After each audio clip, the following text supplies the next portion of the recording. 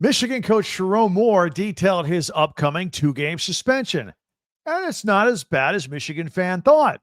Plus, we know who the interim is. Locked on Big Ten starts right now.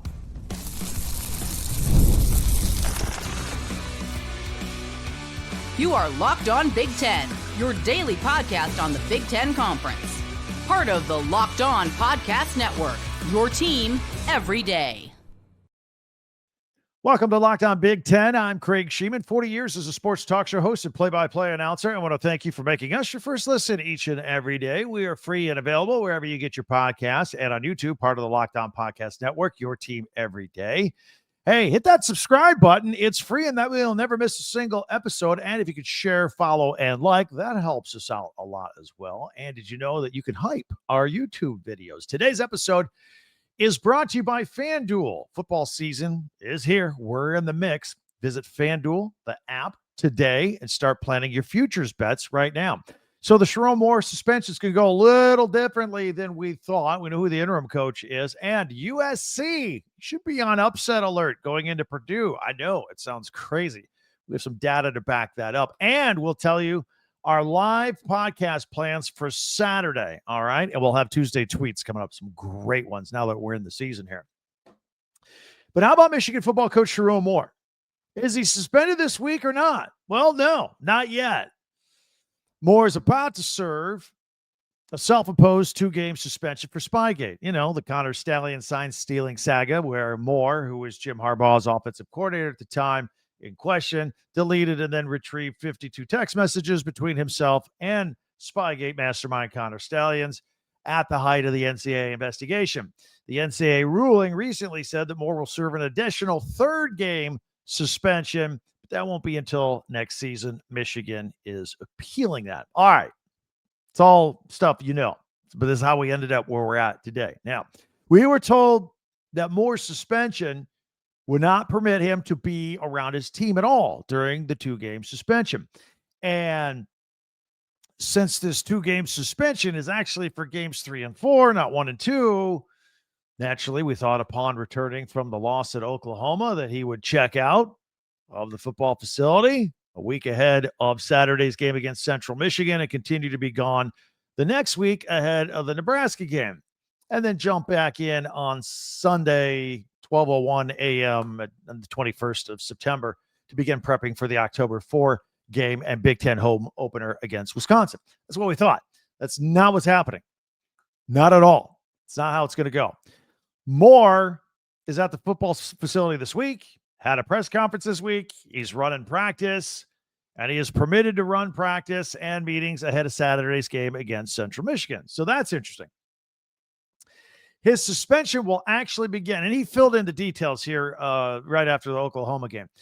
His suspension will begin at 12:01 a.m. on this Saturday, and he won't be on the sidelines for the Central Michigan game. And it ends at 11:59 p.m. the day of the 2nd game suspension, basically midnight after the team returns home from the Nebraska game. So basically, it's an 8-day suspension. 2 games, 8 days, not gone for a full 2 weeks of practices and all that stuff. So I think that's better news than we thought. And Moore on Monday at his press conference named associate head coach Biff Poggi as his interim head coach during his planned absence. Now, Poggi is in his 3rd stint at Michigan. Very comfortable there, very, very well known. He was an analyst in 2016. And then he came back for Jim Harbaugh as an associate head coach in 2021 and 2022. He then left to become the head coach at Charlotte in 2023. But in 2 seasons, he was only 6-16, and he lost his job at the end of last year. Sherrone Moore brought him back into the fold and named him his associate head coach. And so now here we are, back to the suspension. It's a lot different than we thought it would go. And frankly, it's probably the best case scenario when you think about the development of freshman quarterback Bryce Underwood. I mean, the best case scenario out of a bad situation. I mean, he needs stability. He needs his head coach around. So I think this is probably the best. And this way, since Poggi's going to be the interim head coach instead of, say, offensive coordinator Chip Lindsey, Lindsey can continue working on what he's doing with the offense, trying to get it going and off the ground, keep working with Bryce Underwood. He doesn't have to take on the additional responsibilities of being a head coach for a couple of weeks and take away from Bryce Underwood. So I think that's pretty good. That's probably part of Sherrone Moore's thinking here in naming this plan of succession while he's gone. So, by the way, if Chip Lindsey's going to continue to work on things, and I don't know if having Sherrone Moore around or not, looking over his shoulder, I would start airing some things out. If I was, I would recommend that he take the training wheels off of Underwood and let him run around a little bit, rolling out of the pocket some more, take some deep shots, at least a couple. Hey, but that's me. And we also have to give a lot of credit to Oklahoma's defense. Their defensive ends this past weekend did a great job of bookending the Michigan offense so they couldn't get to the outside anytime we want to move. Anytime they moved to the right or left, there was a defensive end there. Now, I think Oklahoma's going to be one of the better defenses that Michigan will face all year. I don't think all the teams that they face will have the same capability to bottle up Bryce Underwood and the Michigan offense. So I'd let it rip a little bit here this week against Central Michigan to see what we can do moving forward. Interesting fun fact also, these games, win or lose, the next 2 weeks will not count toward Sherrone Moore's coaching record. Interesting here that Jim Harbaugh, his 2 separate 3-game suspensions, Harbaugh was credited for wins for his first 3-game suspension in 2023, but not the second 3-game suspension at the end of the season. So why? I honestly, I don't know. Maybe because the first one was self-imposed. The second one, it was the Big Ten that came in. I don't know. That's the best I can come up with right now. But these games will not count toward Sherrone Moore's overall record, win or lose. Now, I want to give you guys a heads up. And by the way, Michigan fan, let's hear it. I always welcome comments from you guys. Now, those that are everydayers here know that we're here every day with Locked On Big Ten. But on Saturdays, we pick a key game and we go live right after it. That way you get my immediate, unfiltered opinion of what I just saw, and I get yours too. I got live comments on those live shows that we do on Saturday. We've had a lot of fun the past 2 Saturdays. 2 Saturdays ago, we went live right after the Texas-Ohio State game. Last week, we went a little later. We went live after the Oklahoma-Michigan game. Interesting schedule around the Big Ten this weekend. I'm not going to say there isn't a marquee game. So here's what we're going to do. We're going to go a little earlier. Our Saturday live podcast that we want you to join. We're going to be, it's going to be Saturday, roughly around 3:30 Eastern, 12:30 Pacific. We're going to aim for the end of the Wisconsin-Alabama game on ABC. And who knows what'll happen. Look, Alabama lost to Florida State 31-17 first week, but then Alabama came back against a lesser Louisiana Monroe team and won 73-0. So I don't know if they fixed their problems or it was just the opponent they played. And then who knows? Alabama may be looking ahead to Georgia the following week.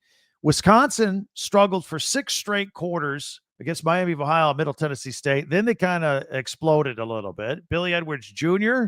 had been hurt. I think he's coming back to take on Alabama instead of Danny O'Neal. So we'll do that. And then also there's a group of games that'll all be ending at the same time. So we'll get our immediate reaction to all of it because I'm going to be watching all of it. You guys will too. Oregon is at Northwestern. Northwestern gets a shine, but Oregon is just on fire. This is the big noon game on Fox. That'll be coming at an end at the same time as the Alabama-Wisconsin game. Michigan hosting Central Michigan. That's on the Big Ten Network. That's a new game. That'll be coming to an end. Nebraska and Maryland will be wrapping up their respective games as well. So when all those games come winding down around 3:30 Eastern, we'll go live with our Locked On Big Ten podcast. But we'll time it to the very end of the Alabama game hosting Wisconsin. That's the one we'll focus on at the time. But we'll cover them all. That's what we're going to do. And then we'll do a jump into a preview of the rest of the weekend. Hey, in the meantime, be sure to hit that free subscribe button and you'll never miss a single episode. And you can share, follow, and like Locked On Big Ten as well, because that helps us out. Don't forget, we have a website, talkbig10.com, where all of our podcasts go. And you can catch up on yesterday's in case you missed it. For a second, listen, And we also have links for you to buy your favorite Big Ten gear, shirts, t-shirts, hats, all right there for your convenience with our podcast. All right, a lot we need to do here. First of all, we are going to update you on the Darius Taylor injury at Minnesota, see what's going on there. A UCLA quarterback got arrested. Can Purdue beat USC? There's some there. We're going to talk about that. Plus, we have our Tuesday tweets. It's all coming up in a minute right here on Locked On Big Ten. 5 Hour Energy. That's right. I got 5 Hour Energy. Can you feel the energy? It's time to fuel up and turn it up with 5 Hour Energy Transfusion. This grape, ginger, and lime flavored shot brings the iconic taste of a golf course fan favorite with a non-alcoholic boost. Perfect for sinking birdies and making great memories with your friends. It's a hole-in-one for your energy game. So check it out. Comes in a convenient bottle, the great taste. And, while we're talking about taking a little shot of 5 Hour Energy, what's the greatest shot you ever made on a golf course? I bounced one off of a house before onto a green. Some people said it was a little fluky. I don't know. I meant to do that. Golf is all about good times like that with good people, good flavors. The grape, ginger, lime flavor 5 Hour Energy Transfusion gives you the best parts of your clubhouse go-to without leaving the course or chasing down the beverage cart. So tee it up. Visit 5 Hour Energy. Actually, it's 5 and then HE for Hour Energy. 5HEwin.com for full rules and entry. No purchase necessary. And you can get yourself registered to go to a golf trip for two to a golf tournament in the United States. It does exclude the Masters, but everything else there is wide open for you in the USA. So check that out. FanDuel, HEwin.com. And FanDuel makes all the games that you watch exciting, even more exciting, because you got some action on it, right? The NFL season, we're in it now. And you can be ready with your this can't miss offer for you here with your prop bets and all that. Hold on, I'll tell you about that. But first, new customers can just bet $5. And if your bet wins, you get $300 in bonus bets across the app. So check that out, whether it's your prop bets, game totals, money line, point spreads, player props, parlay them all together, everything. You can find all this stuff on their app. It is easy to maneuver around. It's quick and easy. The paybacks are quick as well. So are you ready to play? Download the FanDuel app now by visiting FanDuel.com to get started. That's FanDuel.com to place your first $5 bet.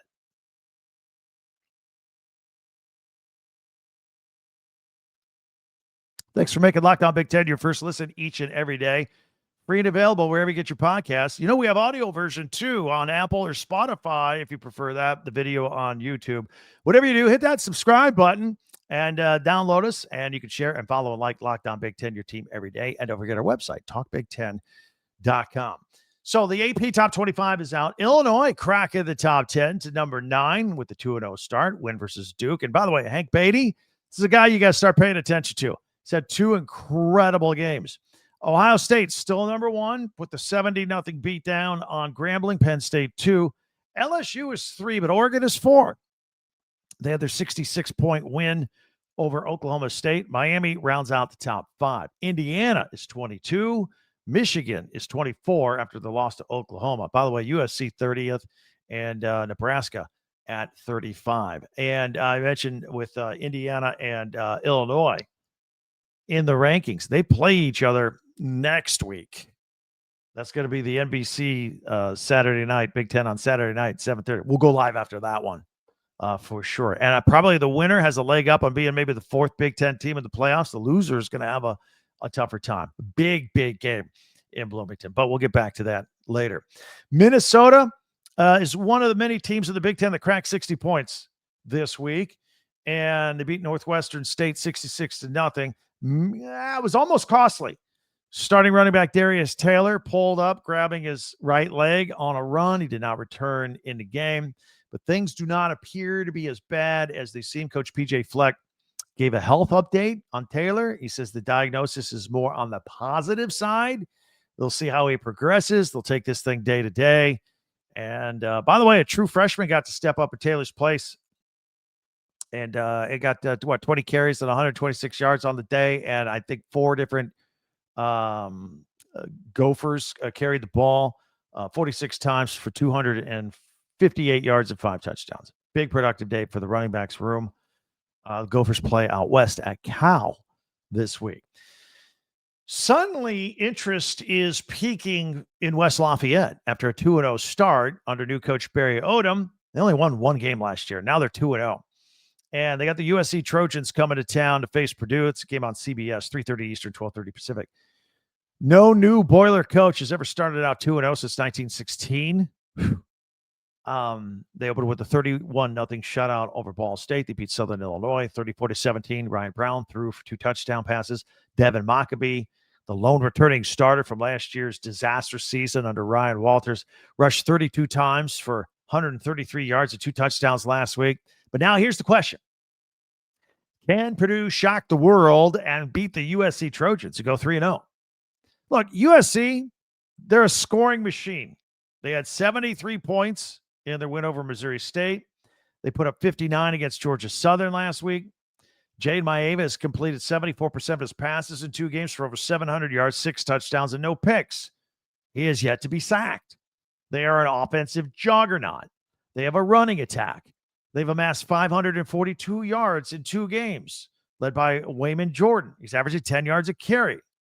But the real part about this that the Boilermakers are going to have to concern themselves with, the wide receiver room is among the best in the country. Makai Lemon so far has 11 catches, 248 yards, and a couple touchdowns. Jacoby Lane made a freakish one-handed touchdown catch last weekend. 6 catches, 124 touchdowns so far this year.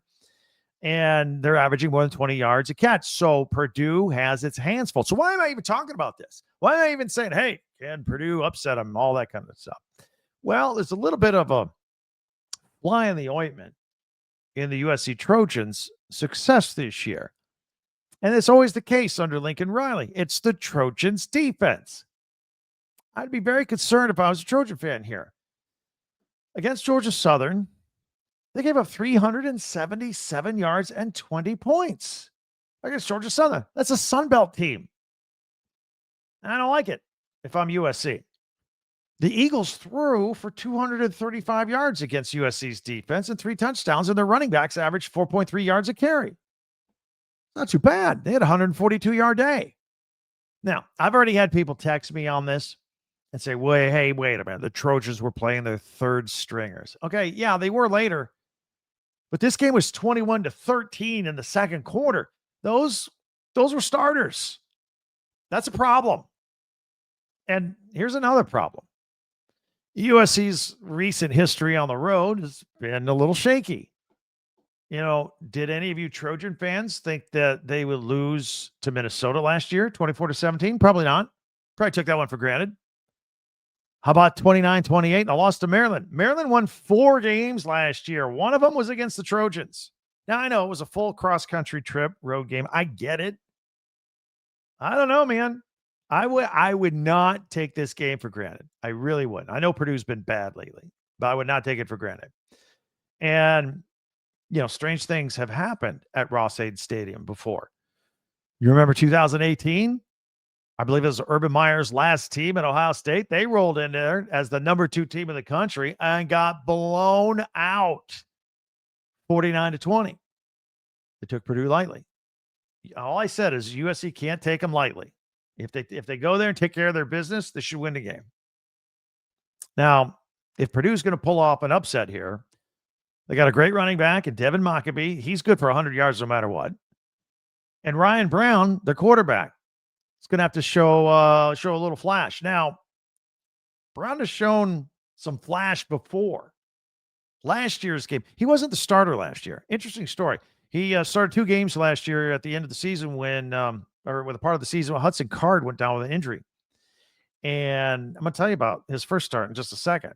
But after the season, Ryan Walters gets fired. Everybody leaves, all but one starter. Mockobee gone, hit the transfer portal. And their tight end goes to Ohio State, and their safety goes to Oregon.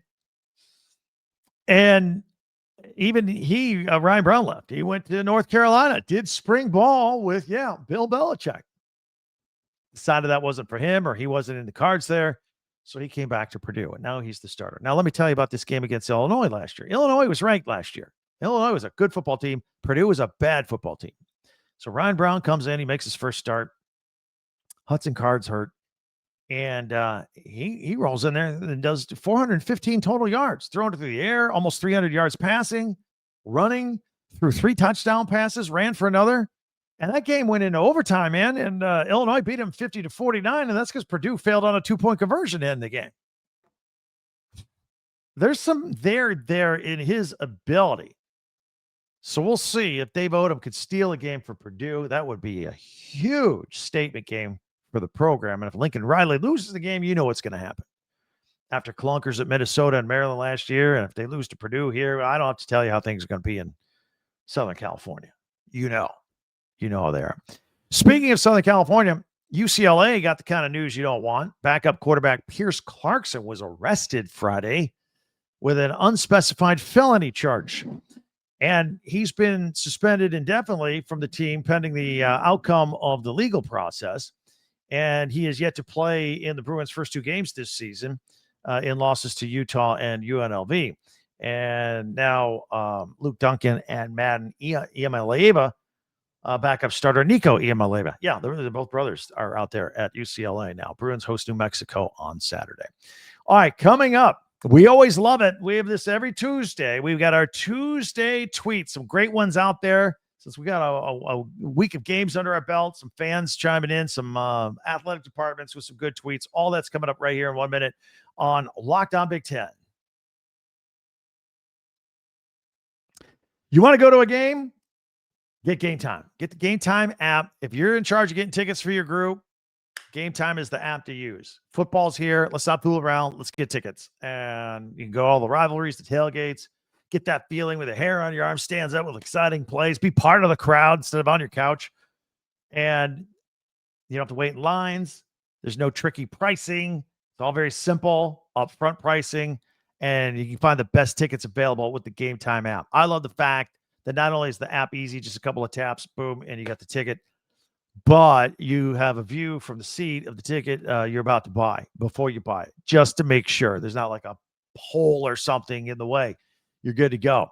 So take the guesswork out of buying college football tickets with Game Time. Download the Game Time app, create an account, use the code LOCKEDONCollege for $20 off your first purchase. Terms apply. Again, that's promo code LOCKEDONCOLLEGE for $20 off. Swipe, tap, ticket, go. Download Game Time today. All right, thanks for making Locked On Big Ten your first listen each and every day. Always appreciate it. We're going to take a look at our Tuesday tweets, and we'll put this on screen. If you're audio only, I will describe it in detail. But yeah, hit us up on Twitter at Talk Big Ten. And if they're good, I'll put them on here. We have a lot of fun with this. All right, this one's from at Fox College Football, or College Football on Fox. There were a total 6 shutouts in week 2. Which one was the most impressive? Number of them were Big Ten. 4 of the 6 were Big Ten. There's Alabama 73-0, but Ohio State 70-0. Nebraska won 68-0. Minnesota won 66-0. Penn State won 34-0. I mean, that's pretty impressive across the board. Which was the most impressive? They're all impressive.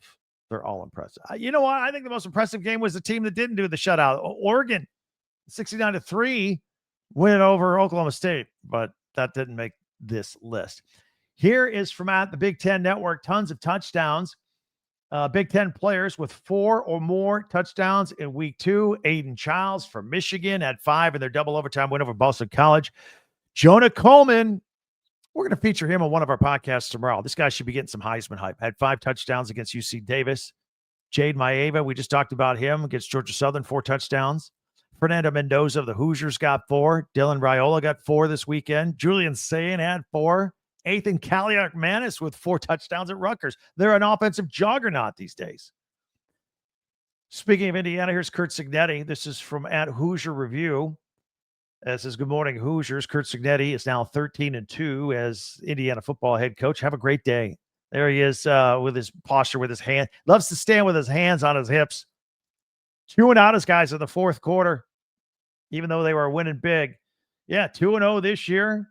11-1 in the regular season last year. Then the playoff loss, 13-2 thus far. Pretty good.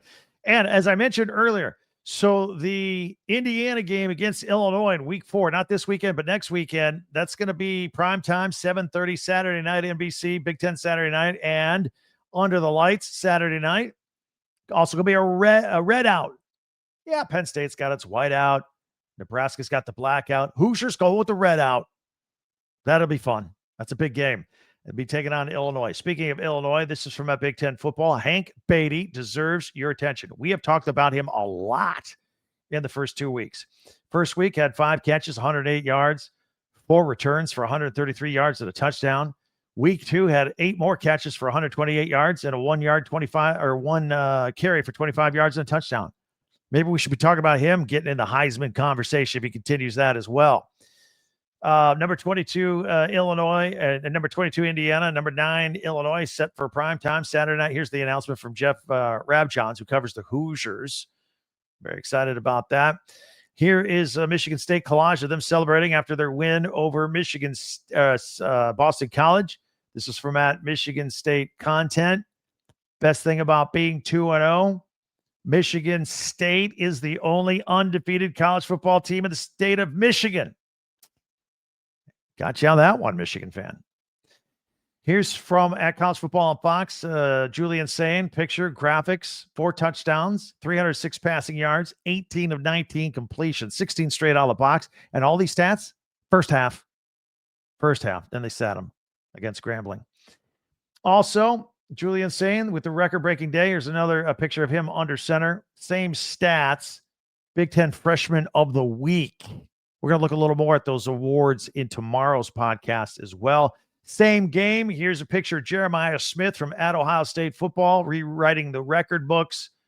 The longest play at Ohio Stadium, 87 yards on that touchdown. Amazing. Here's one from at Oregon football.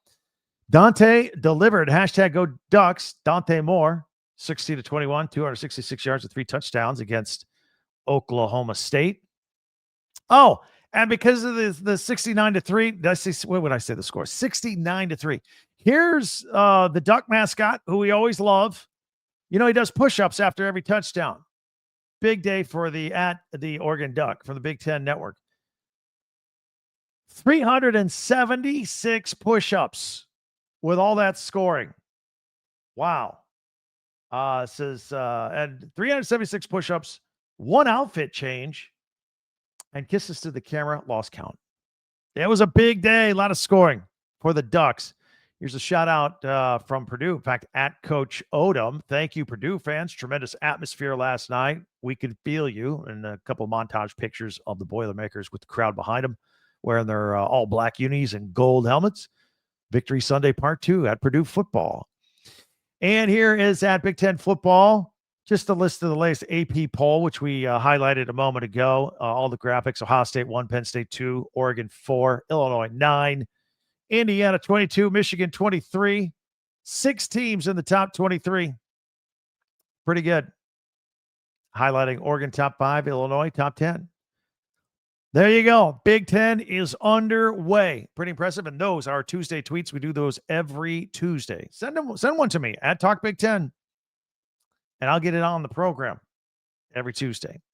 All right, there's a lot going on. Want to get you caught up on here. First of all, invite you to check out a second listen after this one. If you missed yesterday, we did a couple of 3 podcasts yesterday. Check them all out. Also, before you go, if you could hit that subscribe button, it is free. That way you'll never miss a single episode. And if you could share, follow, and like, a little share arrow, share this video with a friend. Because if you're a Big Ten fan, I know you know other Big Ten people. You talk to them all the time. They might not know we're out here every day. Got the latest news, analysis, and opinion on that news. All 18 teams right here. Got the video podcast on YouTube. Audio, if you like that. Spotify, Apple, or wherever you get your podcasts. Always invite you to check that out. Also, shout out to Locked On. College football fans, Locked On and Fire TV present the College Football Kickoff, your ultimate college football weekly preview. Drake Toll from Locked On Big 12 anchors it, along with 2-time AP Coach of the Year Gary Patterson and former college star Jesse Hawley, and all of our Locked On experts are on this. The college football preview only Locked On can do. Catch the college football kickoff every Thursday throughout the season only on Fire TV. That'll do it for us. Thank you so much for joining us, and I can't wait till we meet again tomorrow for Locked On Big Ten. I'm Craig Sheeman. Talk to you next time.